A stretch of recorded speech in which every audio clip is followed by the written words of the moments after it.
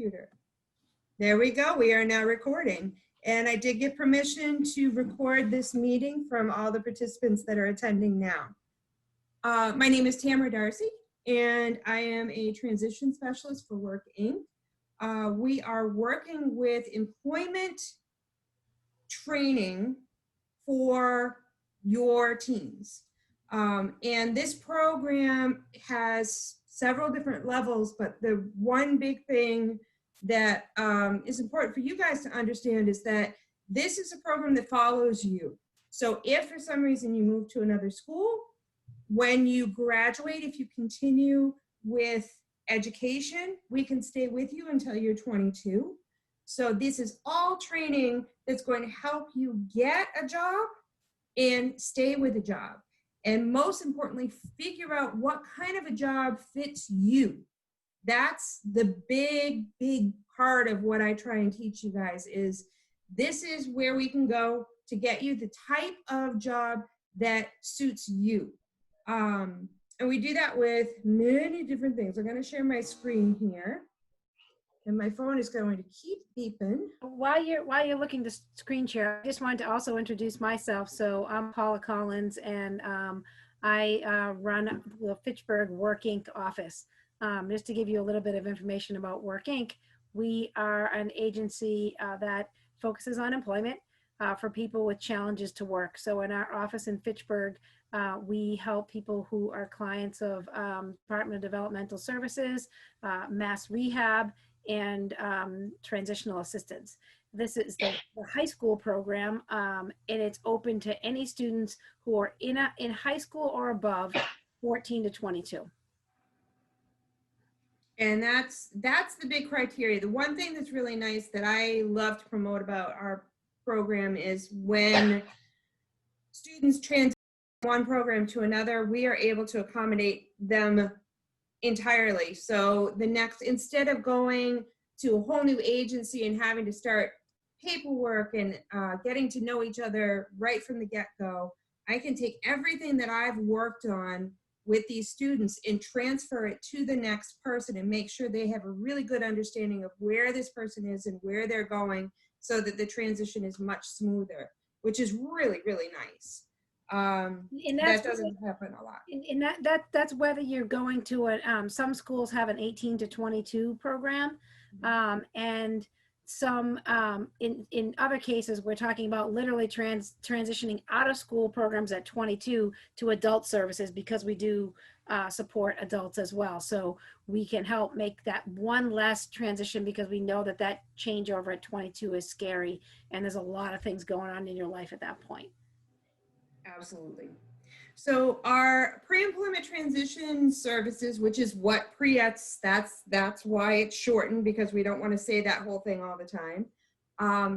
It deals with 5 different components. So there's 5 sections of employment that we do what's called a light touch. When we start this program off, we want to give an opportunity to open people's eyes to what's available in each of these subjects. Down the road, I'll explain how the levels work, but the light touch is just to go over it. We're not going and hand-holding someone into a job, but we're giving them the skills to be able to better get employment and keep it. So self-advocacy is working on you, figuring out who you are, what you're good at, what you're not good at. It's a subject that I throw my children under the bus all the time, because I use them as examples constantly of what they're not good at. And getting an idea of the difference between limitations and what a job wants, because a lot of the time when we're taught we have this limitation, it's something that a job actually wants in their clients. So giving you the skills to know what you are good at, what you're bad at, and how to ask for the help that is available to you productively. Job exploration, we slide into that. Just opening our eyes to what jobs are available. I am still blown away. This is my job, and I'm on these websites all the time, and I'm still absolutely blown away. I'm looking at this. This is a job. That's a job. Somebody's going to pay somebody to do that. I do that all the time. But being able to expose everyone to a multitude of different positions so that they have more to choose from when that time comes. The work-based learning is usually done, now with COVID, it's a little tough, but that's usually what we do with our volunteer programs and internships and mentoring programs, getting the students out into the community and actually getting them into these positions and working in them while they're still in high school to give them that job type experience. Right now, we're doing some of it virtually. There is some online volunteering and internships that are available. So there are still opportunities for us to do this. It's just a little different right now. Post-secondary education, we explore all the different avenues you can take. You know, we talk about post-secondary, people kind of automatically go to college.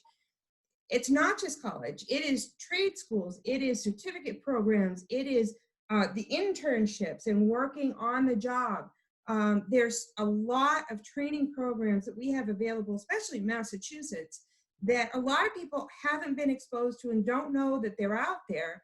And a lot of these will suit students better than college, or maybe they're just not ready to take that leap to that big of a commitment. So let's try this first, and then we'll go on to the next thing.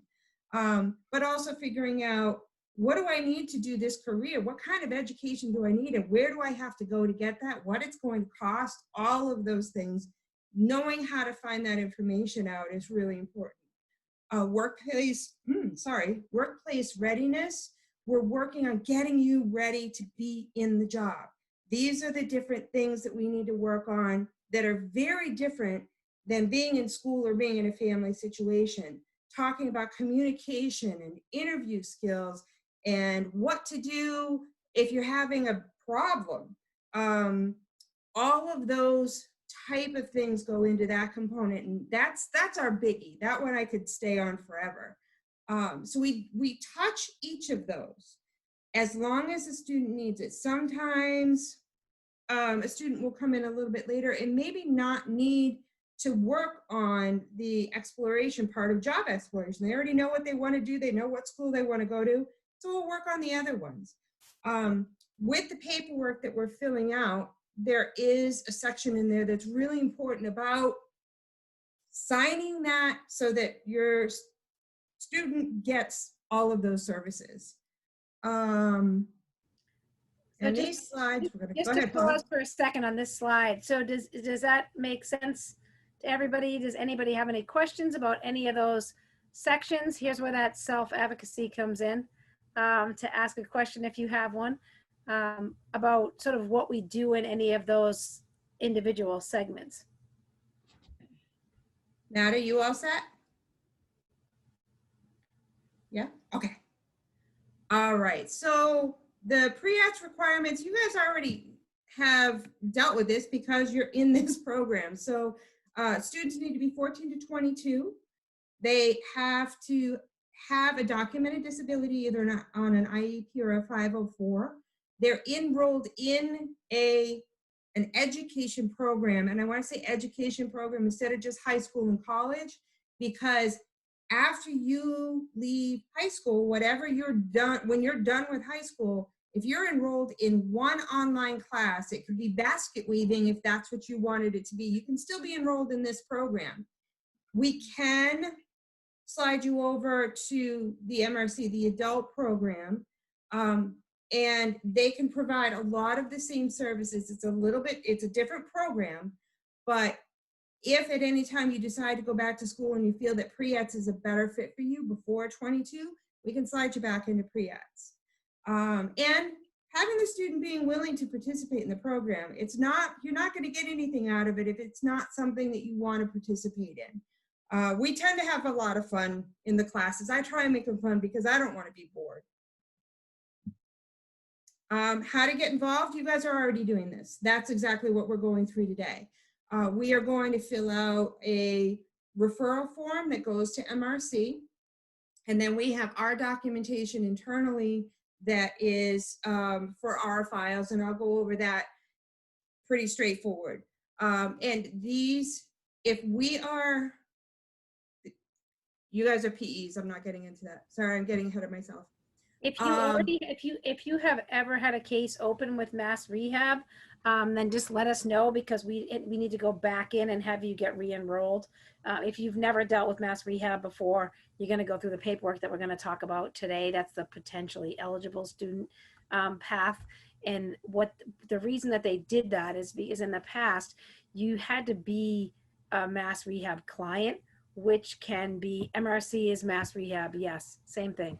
Um, and if you were, it was kind, if you've ever been a client, you know, it takes a while to get on with them. So students were losing time. So they took that out and made it so that we can just, people can just be referred into us directly. And then once you're in our system, we can refer you to them if there's other things in Mass Rehab that you need. does that make sense to you guys? Did you guys have a question? Good, okay. Yes, is the MRC Mass Rehab? Yes. Okay. Yes, and please keep stopping me. That's one of the things that I talk to my students about all the time is having situations that maybe in your home, you guys have special wordage for things that nobody else understands. And when I get into these meetings, it drives me nuts when everybody goes through all these abbreviations. I have no idea what they're talking about. So one of the things we were talking about, the 5 components. So we touch on each of those components at an awareness level first. So we go through, and if the student needs this awareness level, we will hit just a light touch, just to open their eyes to what this component is all about. Once we get through all 5 of these in the awareness level, we can slide up to another level if they need to keep going or if they want to continue progressing their education in this so that they get as much of this service as they possibly can. So we can go through this 3 different times at a different level, completely through 14 all the way to 22.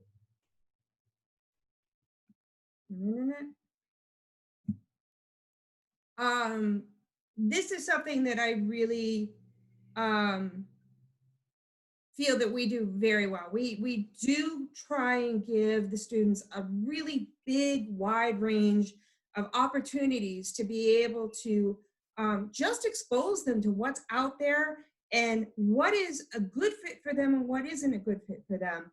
Knowing what isn't good for you is as important as knowing what you really like. And assisting all of you, parents included, in these planning steps that are going to be coming up because you're going to be getting to that either 18 or 22 age that all of a sudden this switches from an IEP to an ISP where you're making these decisions yourself. So we are absolutely here to help you with that transition as well.